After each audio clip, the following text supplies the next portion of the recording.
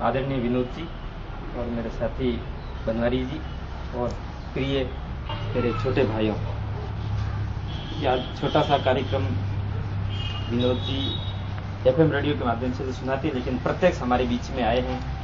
मैं अम्बेडकर छात्रावास की तरफ से स्वागत करता हूं हमारे प्रांगण में। मौताना प्रथा, ठीक है, उस समय में शिक्षा का अभाव था, पढ़े लिखे लोग नहीं थे, तो एक व्यवस्था बनाई थी, ठीक है, उसमें आवश्यकता थी। लेकिन ये धीरे धीरे करते करते करते और एक लोगों ने, बिचौलिए लोगों ने मिलकर के उसको एक इनकम का जरिया बना दिया है, एक कमाई का जरिया बना दिया है। एक व्यवस्था, अच्छी व्यवस्था थी, लेकिन उसका एक विकृत रूप सामने आया है। और आज हमारे कोटड़ा के लिए, और आज तो मीडिया वालों ने इसको धीरे धीरे आस पास की तहसीलों में फैलता फैलता डूंगरपुर बांसवाड़ा तक पहुंच गई है।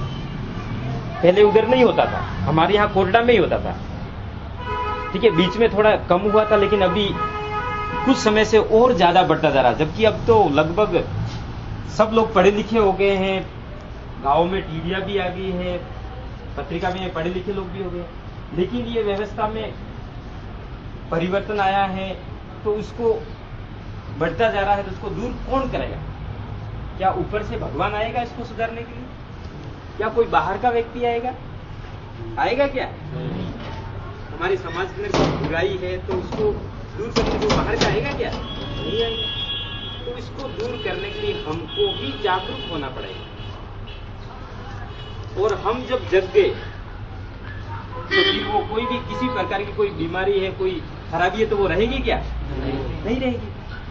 तो हमको खुद जगना पड़ेगा, ठीक है। हम लोग जगे हुए नहीं हैं, इसलिए प्रशासन के लोग, मैं कहना चाहता हूं कि प्रशासन के लोगों की वजह से ये मौताना प्रथा बढ़ रही है।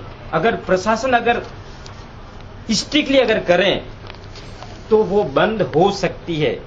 किसी को भी कानून को अपने हाथ में लेने की इजाजत नहीं कहता है कानून, लेकिन ये लोग क्या करते हैं, पुलिस वाले ढील दे देते हैं ताकि दोनों पार्टियों से पैसा, उनको तो लाभ हो रहा है ना, और वो आड़ क्या ले लेते हैं, ये तो आदिवासियों की परंपरा है, हम उसमें कुछ नहीं कर सकते। क्यों नहीं कर सकते? कर सकते हैं, लेकिन फिर उनका लाभ कहां से होगा? कानूनी कार्रवाई क्या है कि भाई कोई अगर महिला जिसे आत्महत्या करके मरी है या मारी है, फिर उसके लिए कोई लड़ाई झगड़े करने की, चरित्रा करने की आवश्यकता ही नहीं। उसके लिए हॉस्पिटल है, उसमें पोस्टमार्टम कराओ, दूध का दूध और पानी का पानी कमेटी बना करके उसका पोस्टमार्टम कराओ, और पोस्टमार्टम रिपोर्ट आ जाएगी तो उसमें दूध का दूध और पानी का पानी आ जाएगा कि भाई वास्तव में वो महिला आत्महत्या करके मरी है या फिर मारी है। और मारी है तो फिर वो भी उसका बताना पड़ेगा किस व्यक्ति ने मारी है, तो उसके लिए जांच भी, पूरी जांच होगी उसकी। अब यूं कहने से तो नहीं होगा कि भाई इसने मारी है, उसके लिए कुछ ना कुछ सबूत चाहिए, कानून सबूत मांगता है।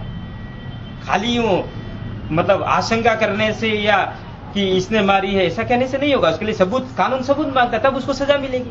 और सजा देने का काम न्यायपालिका का है, ठीक है। पहले पुलिस में जाएगा और पुलिस उसको न्यायपालिका में भेजेंगे और न्यायपालिका जांच करेगी, गवाह होंगे, और जिसने ये कारनामा किया है उसको सजा मिलेगी,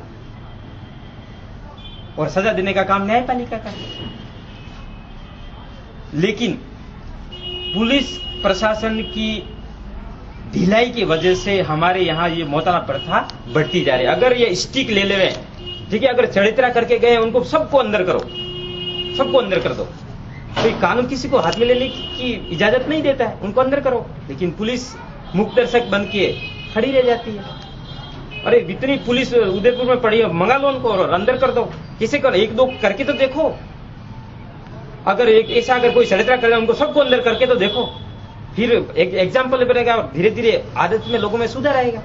लेकिन वो पुलिस करना ही नहीं चाहती, क्योंकि वो फिर लाभ कहां से मिलेगा? अगर सब लोग अगर सुधर गए, सब लोग लाइन पे आ गए, तो फिर उनको इनकम कहां से होगी?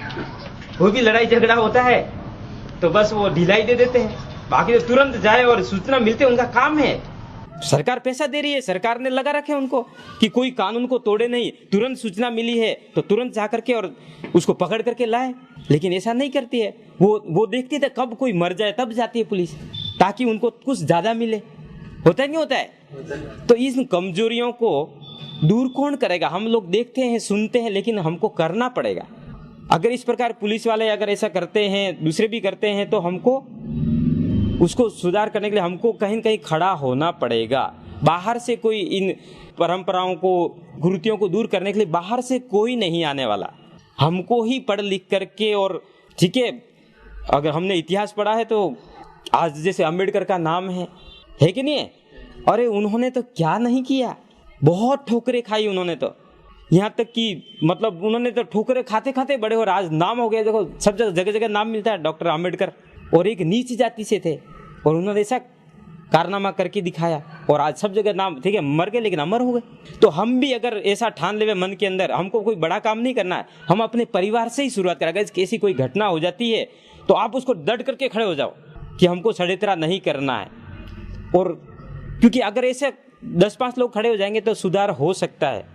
बाकी खूब प्रथा है, कोई किसी ने सांप के, जैसे किसी खेत में, इधर गुजरात में एक बार हुआ था कि किसी खेत में सांप आया तो उसे भगाया तो पास वाले खेत में चला गया, तो किसी महिला को काटा तो षड्यंत्र कर दिया कि इसकी खेत में से आया तो सांप ने काटा। अरे ये तो भाई वो कहाँ जाएगा जानवर? ये है तो गलत है कि नहीं है? अरे जब से मनुष्य इस पृथ्वी पर आया है तो उसका मरना लिखा हुआ है। बहाना कुछ भी हो सकता है, बहाना कुछ भी हो सकता है, चाहे दुनिया की कोई भी ताकत रोक नहीं सकती है। ठीक है, ये तो जाना ही है एक दिन, ठीक है, चाहे वो आत्महत्या करके गया, कोई मर गया तो लिखा है। अब उसमें कोई जानबूझ करके कोई थोड़ी मारता है। ठीक है, कुछ लोग हो सकते हैं कोई मारता है, लेकिन कुछ तो अपने आप कुदरती कोई घटना से हो जाती है। लेकिन कोई बूढ़ा होकर के मरता है महिला तो भी मौताना लेते हैं, तो ये एकदम गलत है। और आप लोग थोड़ा कोटड़ा से बाहर जाओगे तब पता चला, वहाँ कोटड़ा से एकदम गर्दन नीचे हो जाती है, और वहाँ तो ऐसे है वैसे है। तो हमको उसको दूर करने के लिए हमको अपने आप और अपने परिवार से और खुद से शुरुआत करनी पड़ेगी, तब समाज के अंदर और पूरे कोटड़ा तहसील के अंदर परिवर्तन आ सकता है। लेकिन हमको सब कंधे से कंधा मिला करके इस अभियान को आगे बढ़ाने के लिए सबको मिल करके लड़ना पड़ेगा, और उसके निश्चित रूप से परिणाम मिलेंगे।